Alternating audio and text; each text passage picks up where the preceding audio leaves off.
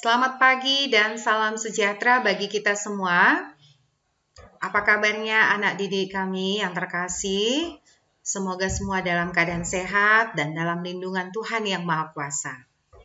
Sebelum kita memulai pelajaran kita pagi hari ini, terlebih dahulu kita berdoa menurut agama dan kepercayaan kita masing-masing.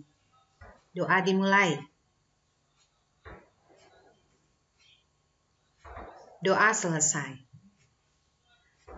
Baik Ananda kami, pada pelajaran yang lalu kita sudah mempelajari tentang pengertian ruang dan interaksi antar ruang. Ya, semoga anak didik kami yang sudah mempelajarinya bisa memahaminya. Nah, kita akan lanjut kembali dengan materi berikutnya, letak dan luas Indonesia. Ya. Letak dan luas Indonesia. Adapun tujuan pembelajaran yang diharapkan adalah siswa kami dapat menunjukkan unsur-unsur atau komponen peta. Ya.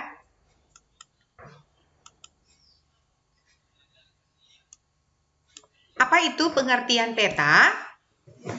Peta adalah gambaran permukaan bumi pada suatu bidang datar dan diperkecil dengan menggunakan skala. Ya, jadi peta itu adalah gambaran permukaan bumi pada suatu bidang datar dan diperkecil dengan menggunakan skala. Ya, begitu ya. Kemudian ini contoh peta. Nah, ini dia. Peta itu tadi adalah gambaran datar ya, permukaan bumi yang diperkecil dengan skala. Makanya di sini ada dibuat skalanya. Nah, contoh peta seperti ini ya. Ini adalah judul petanya, Peta Wilayah Kedaulatan dan Yurisdiksi Nasional Republik Indonesia. Nah, berikutnya juga ini adalah termasuk masih contoh peta. Ini adalah peta wilayah Indonesia, di mana ada 5 pulau besar, yaitu Pulau Sumatera, Kalimantan, Sulawesi, Papua, dan juga Jawa. Ya, bisa diperhatikan ya, Nak. Lanjut, apa saja yang merupakan komponen peta atau unsur-unsur peta itu?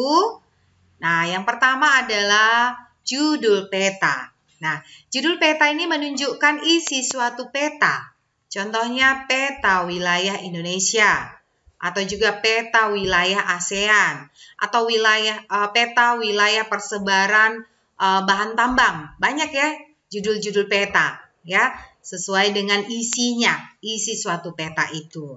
Nah, contohnya tadi seperti peta yang Ibu tunjukkan adalah ini judulnya, Peta Wilayah Kedaulatan dan Yurisdiksi Nasional Republik Indonesia.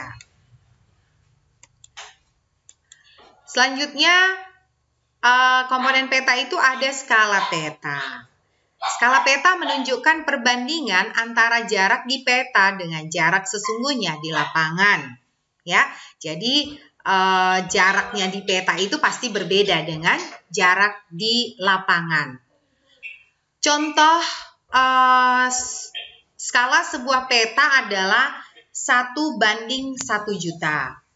Ya, berarti objek yang jaraknya 1 cm di peta itu berbanding dengan 1 juta cm atau 1 km di lapangan.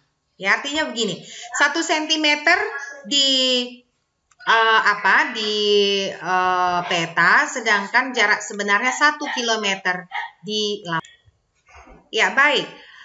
Selanjutnya dalam komponen peta itu ada skala peta itu dibagi atas 2 ya, yaitu skala angka dan skala garis ya.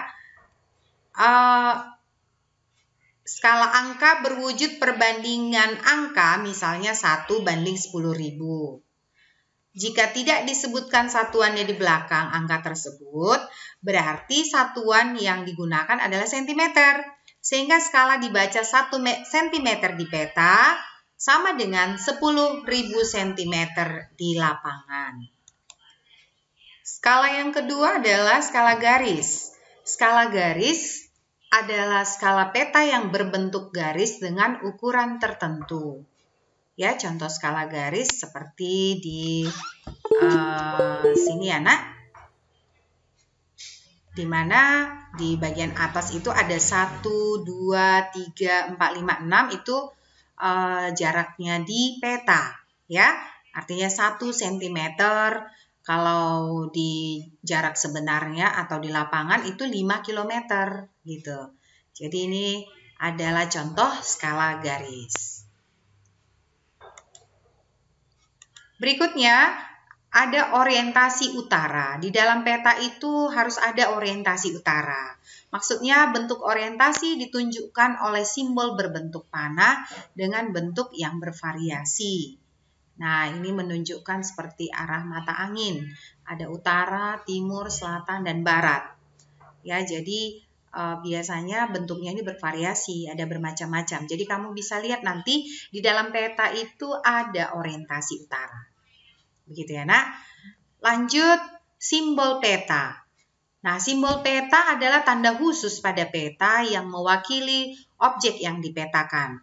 Tujuan simbol peta adalah untuk memudahkan pengguna peta dalam membaca dan memahami isi peta. Ya. Kemudian simbol peta itu juga dapat dibedakan seperti simbol titik, ya. Misalnya ada ibu kota negara, ibu kota provinsi, ibu kota kabupaten, ya, kota madya itu dibuat dengan simbol titik. Nah, kemudian ada simbol garis. Nah, bisa ini simbol garis contohnya sungai, rawa, ya, ataupun jalan kereta api, jalan raya, begitu. Kemudian ada simbol warna. Simbol warna dibeda-bedakan. Itu kalau kalian lihat peta kan warnanya beda-beda ya, Nak. Ada hijau terang, ada hijau gelap, ada warna coklat, ada kuning, ada biru gitu ya. Kalau dia laut berarti warnanya biru. Kalau dia di dataran tinggi biasanya hijau ya, hijau tua. Nah, kalau di dataran rendah biasanya hijau muda, seperti itu. Nah, kemudian ada simbol area. Dalam peta itu ada misalnya danau, nah itu areanya dibuat di situ ya, simbolnya ya dalam simbol area. Mungkin juga ada bukit atau lembah, nah dibuat di situ dalam simbol area. Ya, lanjut ada dalam peta itu juga ada garis koordinat. Garis koordinat adalah garis hayal pada peta berupa koordinat peta dalam bentuk garis lintang dan garis bujur. Maka kalian bisa lihat contohnya di sini, Nak. Ada garis lintang, artinya melintang dia ya, mendatar dari kiri ke kanan, ya.